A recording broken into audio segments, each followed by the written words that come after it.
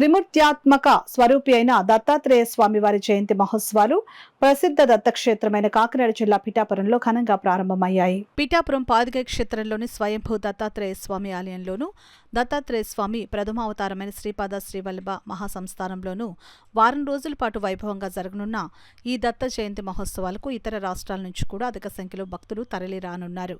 ముందుగా దత్తాత్రేయ స్వామివారికి పంచామృత అభిషేకాలు, పూజలు, పుష్పార్చన విశేషంగా నిర్వహించారు. జిల్లా నలుమూల నుండి ఇతర రాష్ట్రాల నుండి కూడా భక్తులు వచ్చి స్వామివారిని దర్శించుకున్నారు. ఈ సందర్భంగా అర్చకులు కోట సూరిబాబు మీడియాతో మాట్లాడారు.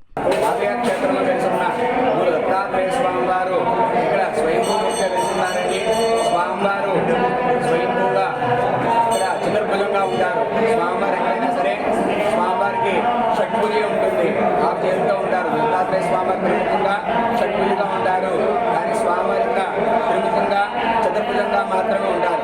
అది పాదయాత్ర క్షేత్రంలో ఉన్న మూర్తి స్వయంభూమూర్తి, స్వయంభూ దత్తాత్రేయ స్వామివారి నిరూపంగా ఉన్న ఔదమ వృక్షము, ఆ పాదాలు ఇవి మూలంగా ఇక్కడ ఉన్నాయి. తర్వాత ఊర్లో చాలా ఉన్నాయండి. ఇవన్నీ మూలానికి ఈ పాదయాత్ర క్షేత్రంలో దత్తాత్రేయ స్వామి మూలం.